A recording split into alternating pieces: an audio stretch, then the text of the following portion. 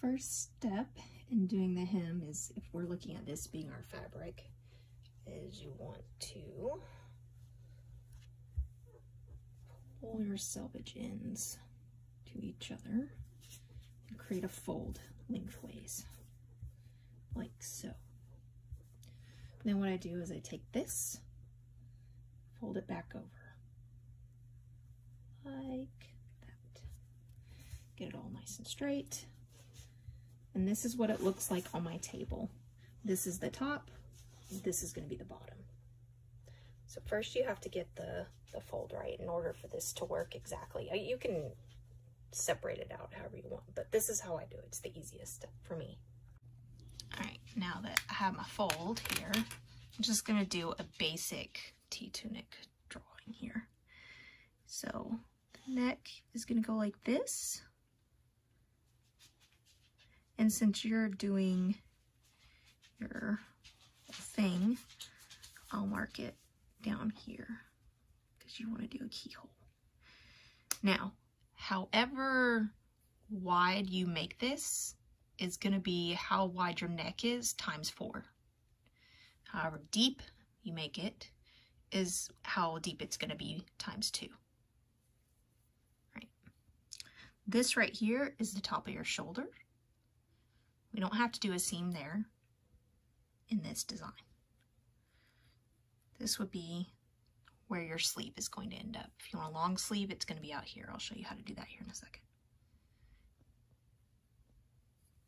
All right, stop there and I'll show you the next part. Okay, next part is we've done our neck.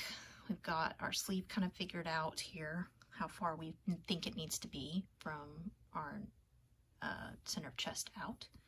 The next part that I do is I figure out the chest piece, which will be about here, how far that needs to be. So we'll say right here, we know that from here to here is the chest measurement I need, plus the extra area on the side here in order for it to move, and add the seam allowance, which is normally 1/2 inch. So once I've done that, I use this to create my curve. And I'm going to curve it straight in. And sometimes, and this is why I normally do this with chalk, but since we're just doing a little demonstration, it's fine here. Okay, so that's my chest, right? And then just a little bit further down. And then there's going to be where I'm going to stop for now. So this is neck, your shoulder, your short sleeve, and then your inseam of your underarm. So this is where we get to your actual question you had. If I can find my ruler. I do not know where I put it. Oh, here it is, under my paper. Sorry, my camera's all shaky. I don't have a stand for this. Okay, so from here, what I would do is with the chalk line is lightly draw straight down. Then what I would do is I would say, hey, you know, I want my tunic to be this long right here, however long that may be. I'll draw another line straight across, like so. Okay, so it looks like this. Straight line down, straight line across. But I don't want it to be like this, because if you do it like this, you're not going to have room to walk. That's bad. So the next part is how we create the curve. All right, creating the curve. So remember how I stopped at this point up here? Right about there. Okay. So most modern fabrics are wide enough that you don't have to do a gore most of the time. So why instead of gore if you don't have to? It's quite silly. So instead, we're going to draft one on here. Now, let's say I want my gore to be about that far out.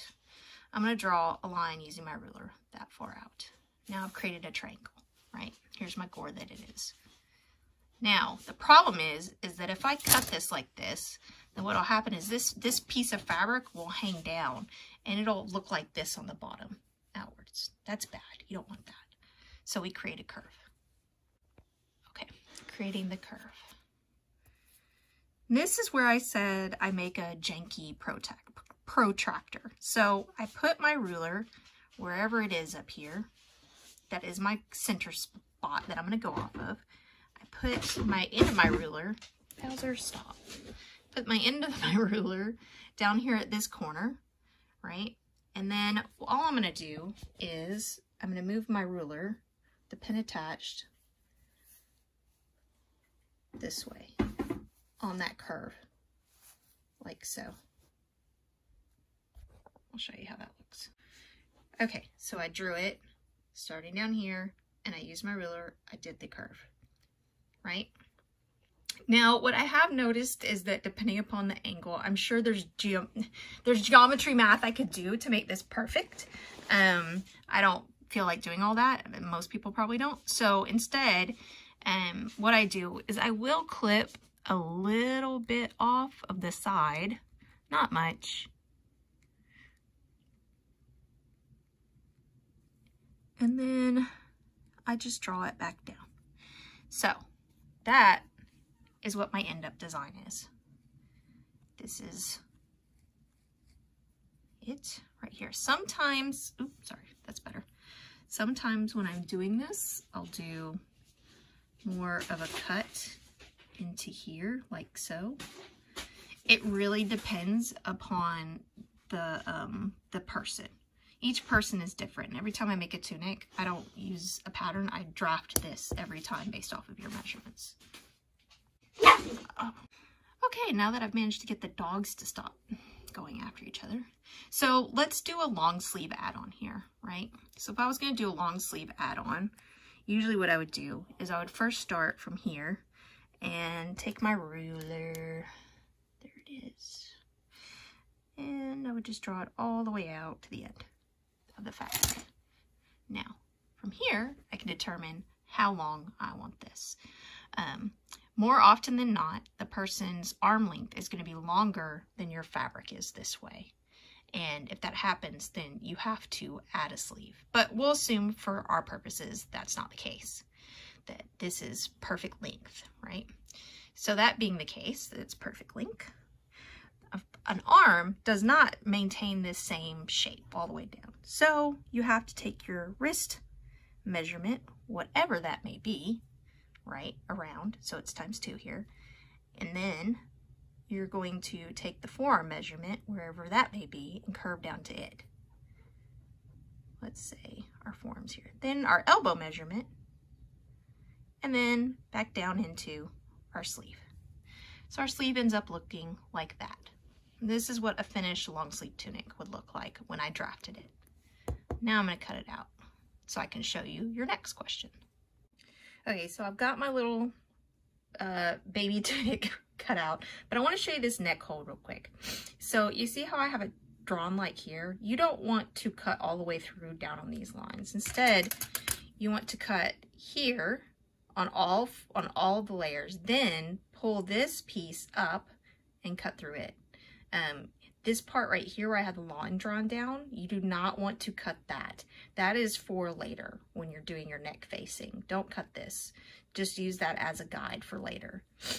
But you need to have it on to make sure that you know exactly how far down you need to go. You can figure this out later, so if you end up losing that line, it's not a huge loss, but it's definitely adds more time if you lose that line. So what I'm going to do is I'm going to cut through 4. And then I'm going to pick up these 2 and I'm going to cut them. All right, here's our little baby tunic. So this is your back, this is your front. Because there's no shoulder seam, it is easy to lose what is front and what is back. So I always mark them, thus the front marker here for your neck. Or if you aren't doing a keyhole neck, then I actually mark the back for my own purposes, because that's just how I do it. But however you want to do it, you need to mark one way or the other. Chalk will rub off. You can put some pins in here.